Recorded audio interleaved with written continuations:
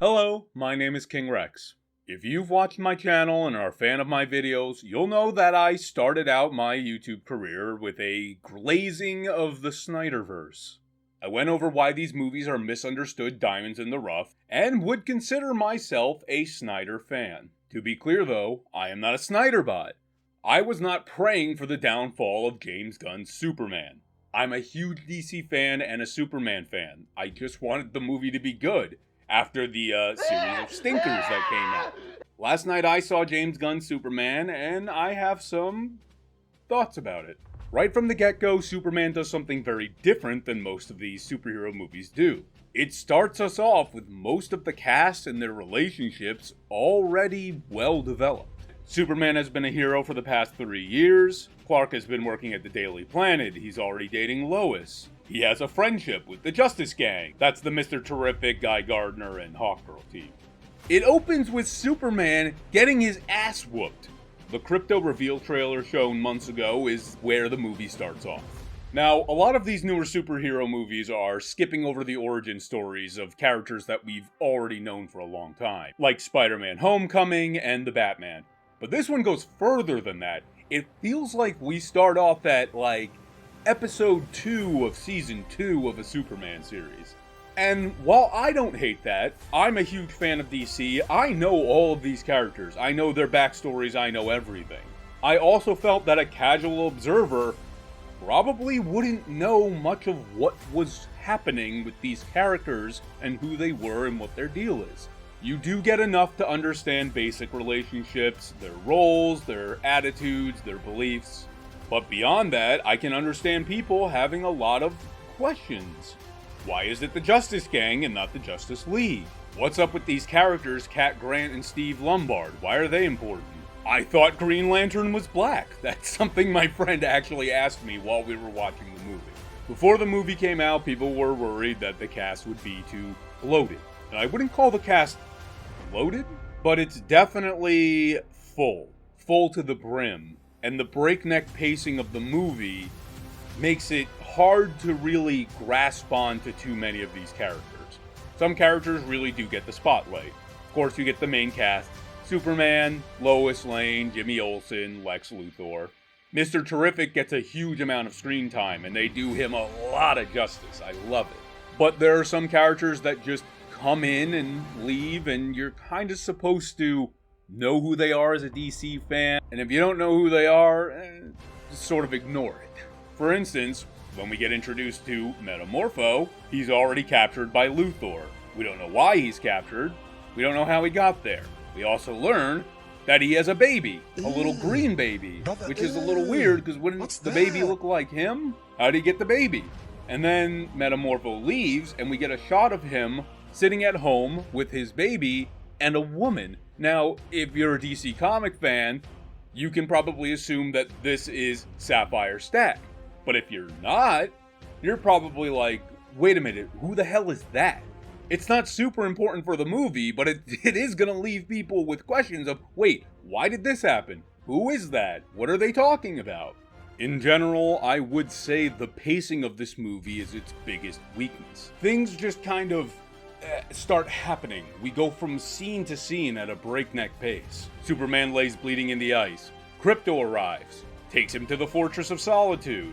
We meet his robot butlers. We get the important message from his birth parents. Superman flies back to Metropolis, fights the Hammer of Baravia. We're introduced to LexCorp. We see the Engineer. A monster is unleashed as a little baby. Next scene, it's a giant kaiju. The Justice Gang is fighting it. Luthor has infiltrated the fortress. Luthor is revealing that Superman was sent here as an invader. The public now hates Superman. Superman is upset. Superman attacks Luthor. Luthor puts him in a cube. It's a movie with a lot of great moving parts, but I really wish it could just slow down a little bit and give each scene time to breathe. It really is stuffed to the gills for its runtime. I will say, though, that in the second half of the movie, the pacing does improve. Once all the characters and themes and understanding of the wider world is set up, the story does move at a decent pace. So let's talk about some of the characters. David Cornsweet plays a great Superman. He manages to oscillate between his casual, sort of silly, golly gee Superman and the very serious, stoic Superman. He plays them both very well in terms of his lines, physical acting, and vocal performance. Jimmy Olsen gets a lot of screen time here, and it showed that he's kind of this, surprising playboy, where a bunch of women seem to be really into him. One of that's a big plot point for the movie. He's mostly a joke character, and you kind of wonder, how did he get here? What's a little bit of his deal for the rest of the wider universe?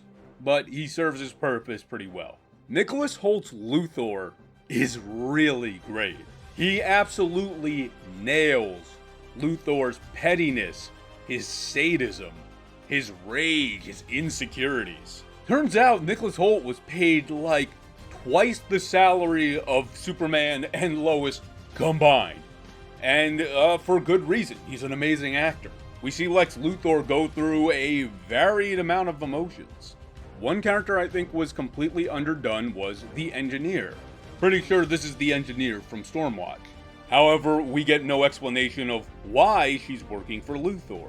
We know she gave up her humanity to fight Superman, and Luthor injected her with nanites that allow her to create machines of her own imagination. But why? What's her deal? Why is she doing any of this? It's never explained. Ultraman is also a non-entity. He's just a big bruiser, basically a puppet used by Lex. And there's an in-universe reason for that, and a story reason for that, but it still makes it that the villains outside of Luthor are kind of just grunts. But speaking of grunts, it was actually pretty cool to see that Luthor had basically a whole team of for-hire evil IT workers who are absolutely down to take down the most powerful being on the planet. Also, this guy is Otis, a reference to Otis from Superman the movie. Neat. Luthor is an absolute menace in this movie. He is pulling out some sick Silver Age gadgetry. He's got portals that lead to pocket universes. Hundreds of monkeys on the internet typing up hate speech about Superman. It's really funny. As a guy who's watched a lot of James Gunn stuff, I've noticed he has this penchant for creating a big bombastic action scene with whatever song he happens to be into at that moment playing in the background. And sometimes that can be pretty overdone. I think Creature Commandos did that a little too much. But Superman is really good with it. This really only happens like once or twice in the movie. So you've got an idea of what I thought about the movie, and one of the biggest thoughts I have of the movie is, surprisingly, I saw a lot of parallels between this movie and Batman v Superman. Both have Lex Luthor as the villain who's portrayed as a tech billionaire who's fueled by things like pettiness, jealousy, and probably a god complex. And daddy issues. Both have Superman becoming embroiled in cross-country politics and facing a lot of backlash because of it. And these countries are manipulated by Luthor, who is selling them weapons. Superman fights a defective science creature made of Kryptonian DNA. I don't have any direct proof of this, but it does seem like this movie is a bit of a response to the Snyderverse. But James Gunn's Superman chooses to take a more Silver Age route to the message.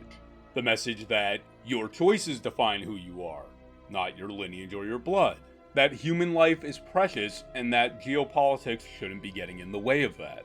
This Superman is embracing the more fantastical elements of the DC universe. In fact, a lot of them come through pretty casually, like when a dimensional imp is being fought in the background. I like what this Superman gave us. It has set up a very strong and clear foundation to the future of the DC universe. I do wish the movie had slowed down in some paces to give us a little backstory for our characters. I do question if people are going to be really confused watching these movies, or maybe it'll inspire them to start looking up who these characters are, checking out comics, checking out movies and shows. That's my review, and I'm gonna give Superman an 8 out of 10. A really fun, good movie, but a little rough around the edges. I'm King Rex, thank you for watching.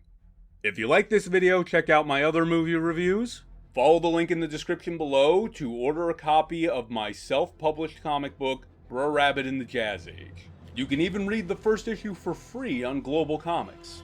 Join our community Discord. Thank you for watching, and as always, keep on reading.